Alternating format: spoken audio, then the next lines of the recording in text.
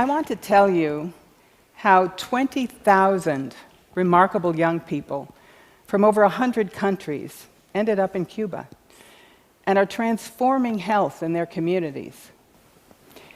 90% of them would never have left home at all if it weren't for a scholarship to study medicine in Cuba and a commitment to go back to places like the ones they'd come from. Remote farmlands, mountains, ghettos, to become doctors for people like themselves, to walk the walk. Havana's Latin American Medical School, it's the largest medical school in the world, graduating 23,000 young doctors since its first class of 2005, with nearly 10,000 more in the pipeline. Its mission? To train physicians for the people who need them the most, the over 1 billion who have never seen a doctor. The people who live and die under every poverty line ever invented. Its students defy all norms. They're the school's biggest risk and also its best bet. They're recruited from the poorest, most broken places on our planet by a school that believes they can become not just the good, but the excellent physicians their communities desperately need.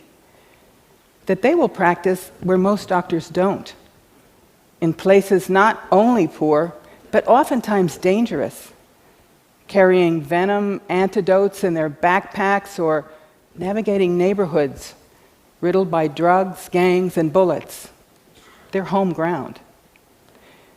The hope is that they will help transform access to care, the health picture in impoverished areas, and even the way medicine itself is learned and practiced. And that they will become pioneers in our global reach for universal health coverage. Surely a tall order. 2 big storms and this notion of walk the walk prompted creation of ALAM back in 1998. The hurricanes George and Mitch had ripped through the Caribbean and Central America, leaving 30,000 dead and 2.5 million homeless. Hundreds of Cuban doctors volunteered for disaster response, but when they got there, they found a bigger disaster. Whole communities with no health care. Doors bolted shut on rural hospitals for lack of staff, and just too many babies dying before their first birthday. What would happen when these Cuban doctors left? New doctors were needed to make care sustainable, but where would they come from? Where would they train? In Havana, the campus of a former naval academy was turned over to the Cuban Health Ministry to become the Latin American Medical School, ELAM. Tuition, room and board, and a small stipend were offered to hundreds of students from the countries hardest hit by the storms. As a journalist in Havana, I watched the first 97 Nicaraguans arrive in March 1999, settling into dorms barely refurbished and helping their professors not only sweep out the classrooms, but move in the desks and the chairs and the microscopes.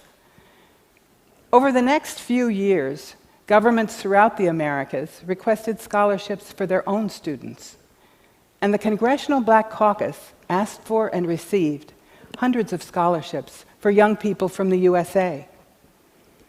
Today, among the 23,000 are graduates from 83 countries in the Americas, Africa, and Asia, and enrollment has grown to 123 nations. More than half the students are young women. They come from 100 ethnic groups, speak 50 different languages.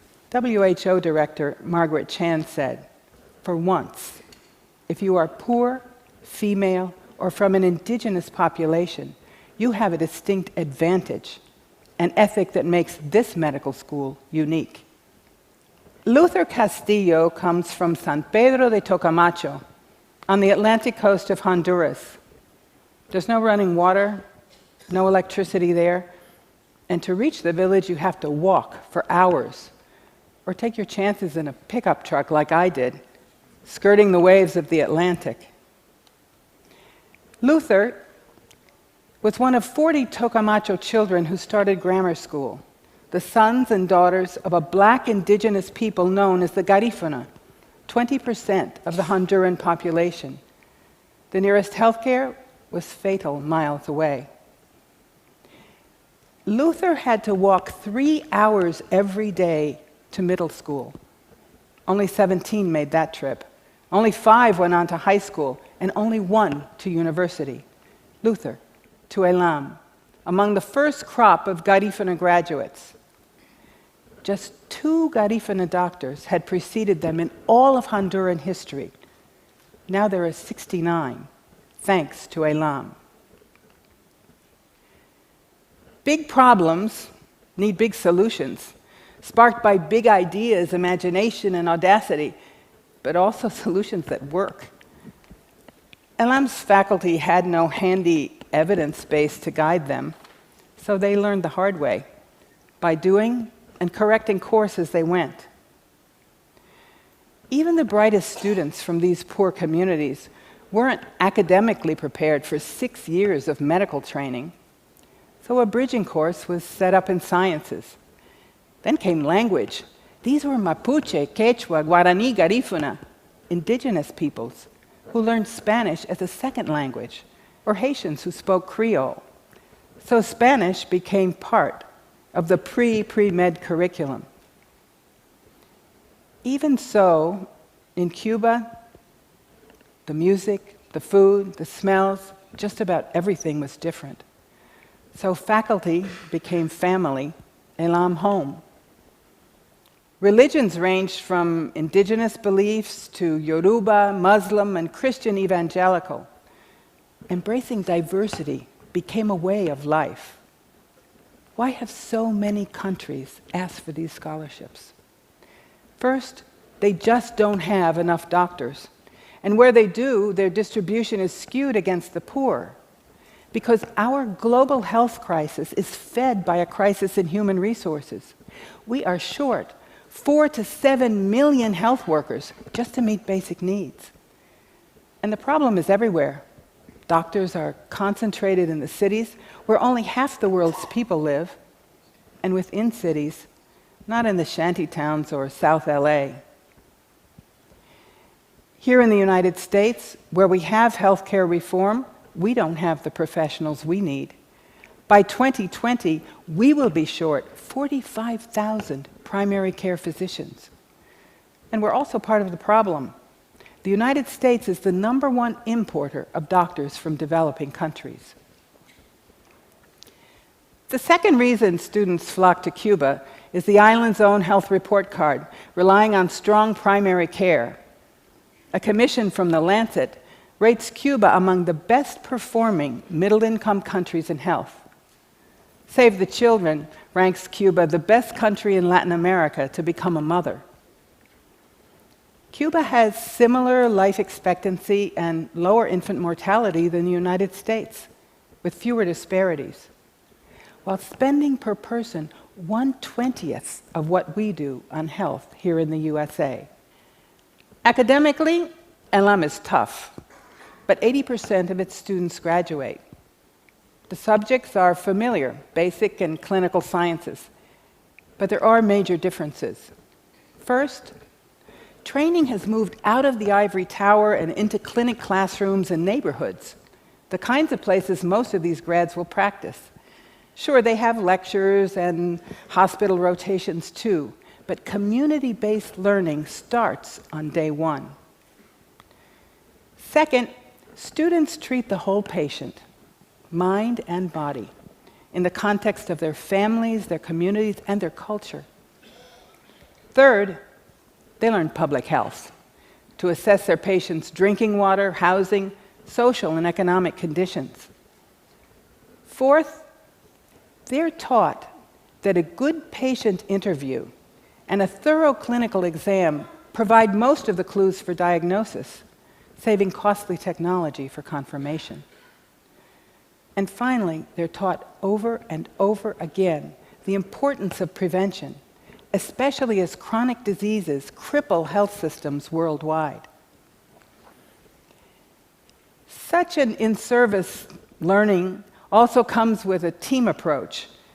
as much how to work in teams as how to lead them, with a dose of humility.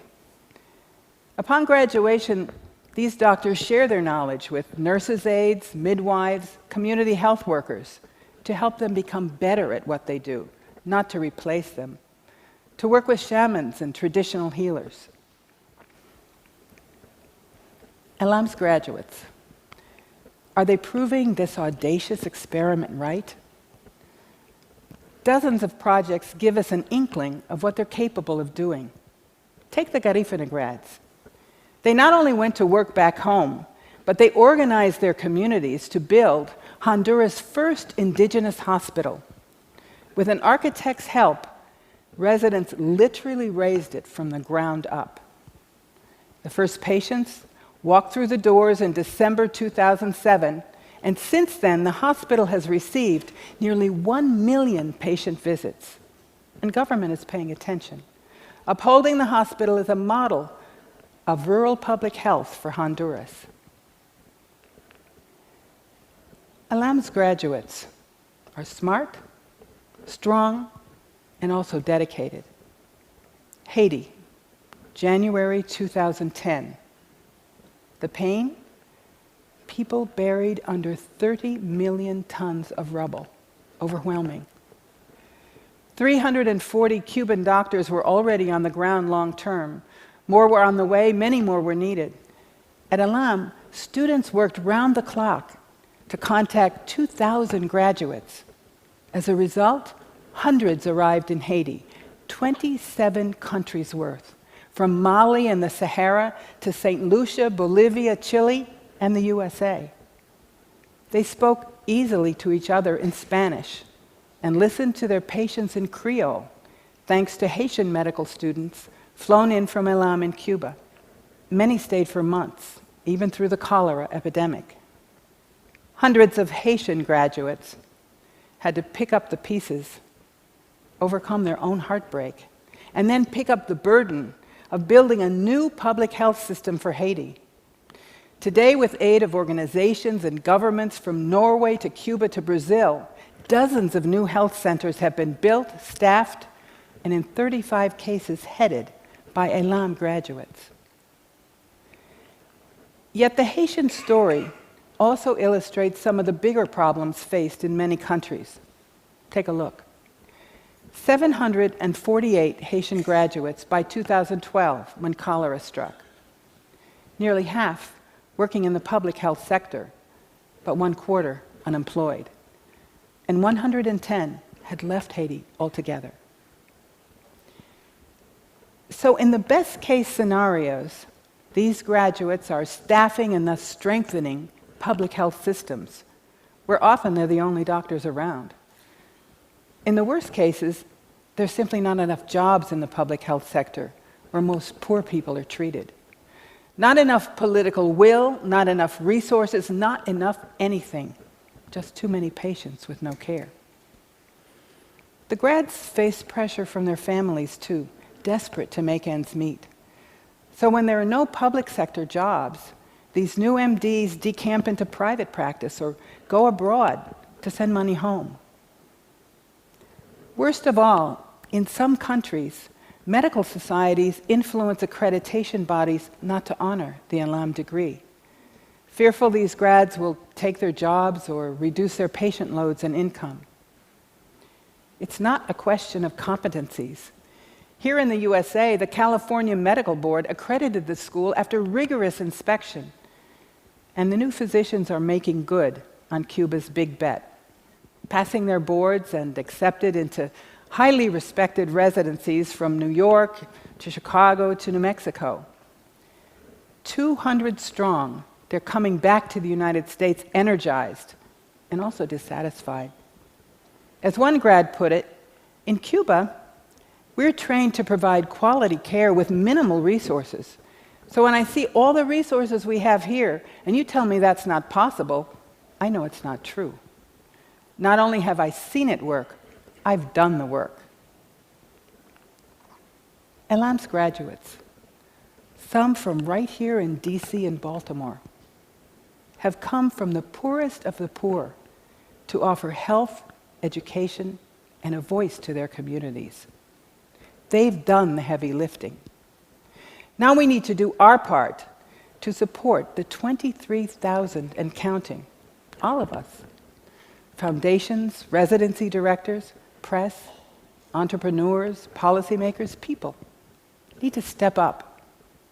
We need to do much more globally to give these new doctors the opportunity to prove their mettle. They need to be able to take their country's licensing exams. They need jobs in the public health sector or in nonprofit health centers to put their training and commitment to work. They need the chance to be the doctors their patients need. To move forward, we may have to find our way back to that pediatrician who would knock on my family's door on the south side of Chicago when I was a kid, who made house calls, who was a public servant.